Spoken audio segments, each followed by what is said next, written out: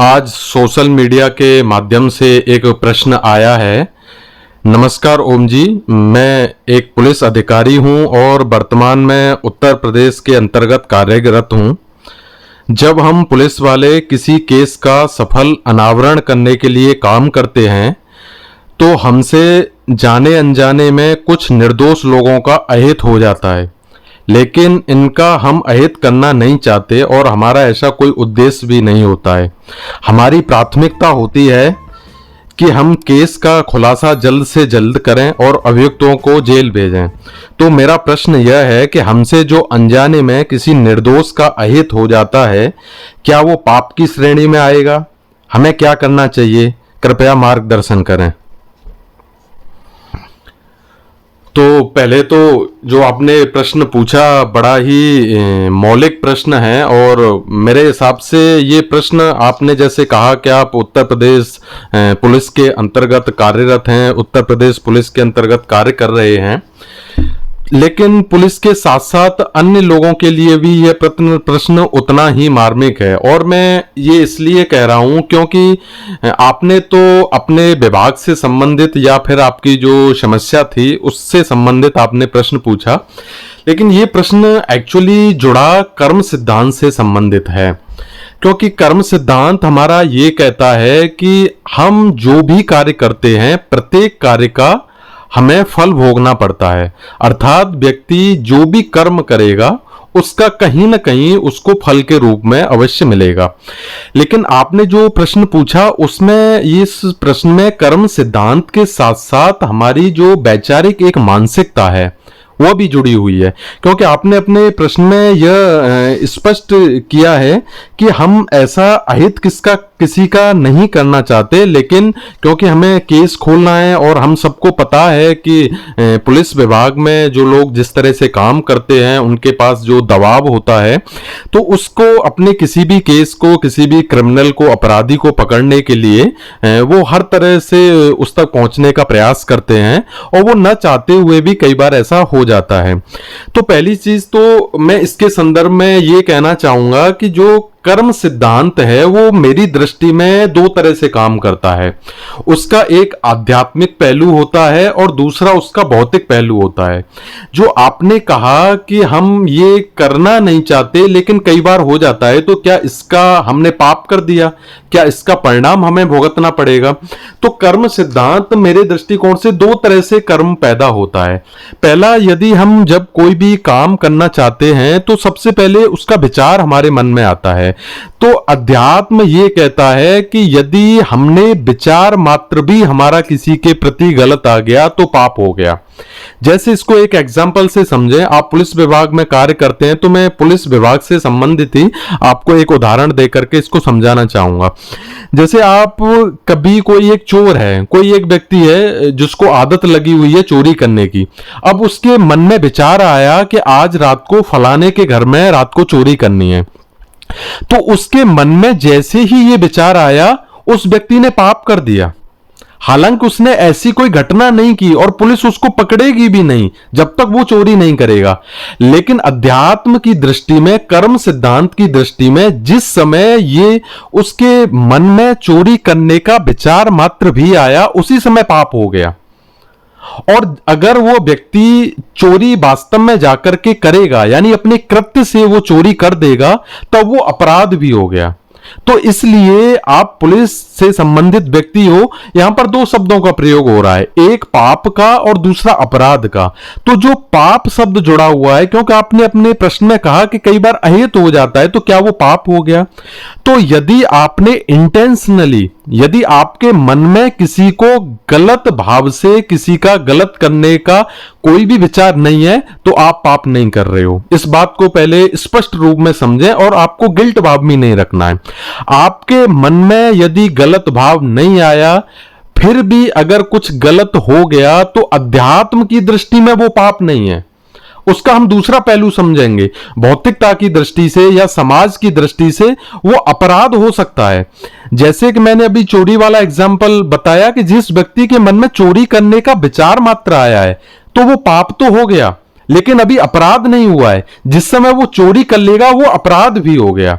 तो इसलिए आप जब किसी केस का अनावरण कर रहे हैं, किसी केस से संबंधित अपराधी को पकड़ना चाहते हैं, तो आप अपराधी को तभी पकड़ने जाएंगे जब उसने कोई कृत्य कर दिया होगा, और उस कृत्य से संबंधित आप प्रयास करेंगे कि जल्द से जल्द हम अपराधी तक पहुंचें और उसको पकड़ के उसको सजा दिलवाएं, क्योंकि आप पुलिस विभाग में कार्य कर रहे हैं और पुलिस का ये फर्ज है, उसका ये कर्तव्य है कि वो अपराध पर नियंत्रण करे और अपराधियों को पकड़े।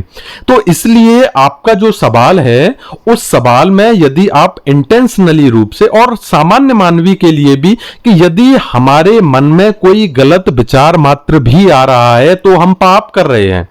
और ठीक इसके विपरीत भी, कि यदि हमारे मन में सभी के लिए शुभकामनाओं का, सबके लिए हम अच्छे भाव का, ब्लेसिंग का भाव आ रहा है, तो हम पुण्य कर रहे हैं। कहने का तात्पर्य यह है कि पाप और पुण्य आध्यात्मिक शब्द हैं, और पाप और पुण्य विचार मात्र से ही पैदा हो जाते हैं।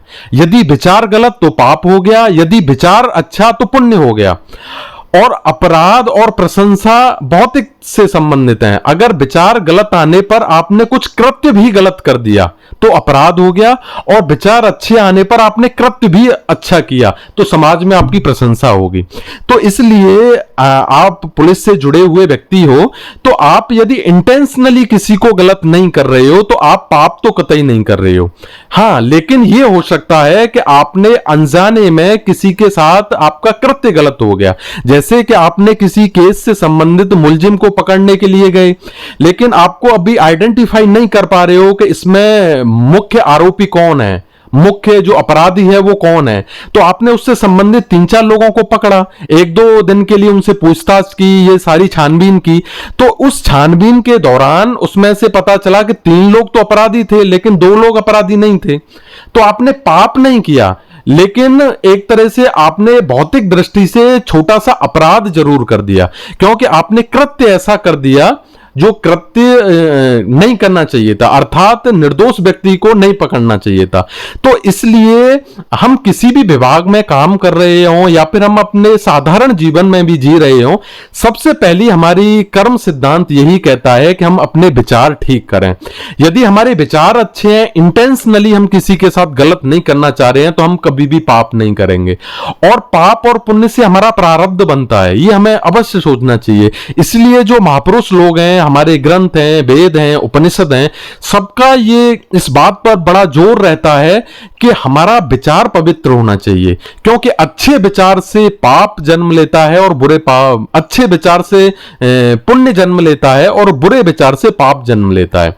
तो इसलिए आप पाप तो नहीं कर रहे हैं, क्योंकि आप इंटेंशनली किसी को गलत पहुंचाने के लिए या जानबूझकर आप किसी को नहीं पकड़ रहे हो। रही दूसरी बात कि आपने भौतिक दृष्टि से पकड़ा, तो हां, वहां जरूर गलत हुआ। तो इससे बचने का एब्सोल्यूट या पूरा तो कोई साधन नहीं है, क्योंकि पूरी तरह तो हम जब संसार में रहते हैं तो नहीं बच सकते। इसमें जैनिज्म से संबंधित एक बहुत ही महावीर के जीवन का ये दृष्टांत है और बहुत मार्मिक चीज है, उससे हम इसको समझ सकते हैं। महावीर अक्सर ऐसा कहते थे, और आपने देखा भी होगा कि जितने भी हमारे जैनी साधु सन्यासी या जैनी तपस्वी होते हैं, वो सब नाक पर भी ऐसे बंद करके पर्दा लगा के चलते हैं, क्योंकि उनका इतना तक मात्र है कि जब हम सांस लेते हैं तो उसके जरिए कई सारे बैक्टीरिया आ जाते हैं और वो मर जाते हैं। तो हमने एक तरह से बहुत सारे बैक्टीरियाओं की जान ले ली, तो इसलिए वो मिनिमाइज करने का प्रयास है। और महावीर के जीवन में तो यहां तक उल्लेख आता है, यहां तक दृष्टांत आता है कि महावीर कहते हैं कि जहां तक हो सके तो मेरे जो जैनी सन्यासी हैं उनको मैक्सिमम सोते समय करवट भी बहुत कम बदलनी चाहिए, क्योंकि अगर हम करवट भी एक से दूसरी बदल रहे हैं तो उस करवट बदलने मात्र में ही हम बहुत सारे जो जीवाणु होते हैं उनको मार देते हैं। बहुत सारे हमारे पीठ के नीचे आके दब जाते हैं, जिनको हम सूक्ष्म जीव बोलते हैं, जो आंखों से एक तरह से नहीं दिखते लेकिन है तो वो भी जीव। तो इसलिए सांसारिक दृष्टि से आपने अपना नाम नहीं बताया, वो पुलिस प्रोटोकॉल के थ्रू जो भी होगा उसकी कोई ऐसी बात भी नहीं है, लेकिन आप ये जरूर समझें कि हमें संसार में रहते हुए भी अपने जो गलत कार्य कह लो या फिर हम जो कार्य करते हैं उसमें कुछ गलत न हो, उसको मिनिमाइज करने का जरूर प्रयास करना चाहिए। इसीलिए जैनिज्म ने नाक पर वो बांधने की परंपरा, मुंह को ढकने की परंपरा शुरू की। उन्होंने सारी ऑर्गेनिक खेती की बात की। उन्होंने जितनी भी अहिंसा हो सकती थी मैक्सिमम रूप में अहिंसा का पालन करने का प्रयास किया। तो आप पुलिस अधिकारी हैं, आप इतना ज्यादा नहीं कर सकते, लेकिन इतना आपको अवश्य ध्यान रखना चाहिए कि आप इंटेंशनली गलत नहीं कर रहे हैं, अर्थात आपका विचार गलत नहीं है तो आप पाप तो नहीं कर रहे हैं, लेकिन भौतिक रूप में भी आप जिस व्यक्ति को भी पकड़ के ला रहे हो या जिसको भी केस खोलने से संबंधित जिन लोगों की छानबीन इन्वेस्टिगेशन कर रहे हो उसमें इतना जरूर ख्याल रखें कि निर्दोष लोगों को मैक्सिमम रूप में हम हो सके तो पहले ही फिल्टर आउट कर लें। पूरी तरह तो नहीं किया जा सकता, लेकिन फिल्टर आउट कर लेना चाहिए।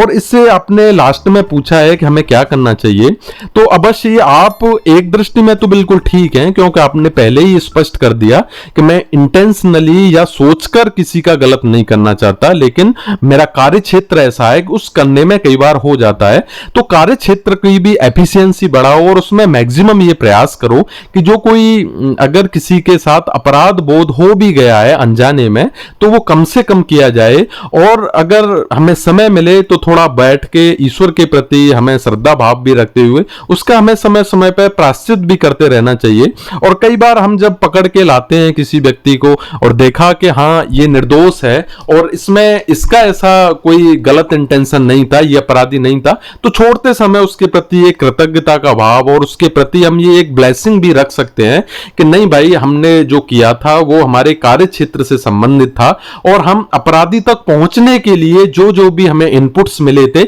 इसलिए इन लोगों को हमने अपनी गिरफ्त में लिया था, तो हमें क्षमा करना। इससे उस व्यक्ति के मन में भी एक भाव आएगा कि जो भी ये पुलिस अधिकारी हैं ये पुण्यशील व्यक्ति हैं, इनका कोई इंटेंशन गलत नहीं था और आपसे भी जो एक कृत्य हुआ उसको भी कई हद तक उसको क्षमा प्राप्ति उसकी हो जाएगी। तो कुल मिलाकर के आपका जो प्रश्न था उसका संक्षेप रूप में आप यही समझ सकते हैं कि आप विचार कभी गलत मत रखिए, क्योंकि गलत विचार आपसे पाप करा देगा और अच्छा विचार आपसे पुण्य कराएगा। लेकिन कृत्य के रूप में आप जो कर रहे हैं उसमें अनजाने में कुछ हो रहा है तो उसके प्रति प्रायश्चित भाव रखिए और उसको मिनिमाइज करने का प्रयास कीजिए। और इसका यदि आप पालन करेंगे, प्रयास करेंगे, तो मेरे हिसाब से आप जीवन में आगे जाएंगे। और आप इस तरह का प्रश्न पूछ रहे हैं यह भी दर्शाता है कि आप पुण्यात्मा हो, क्योंकि अदरवाइज इस तरह का प्रश्न लोग पूछते ही नहीं है, वो तो इस तरह से लेते हैं कि हमारा ये कार्य था हमने किया।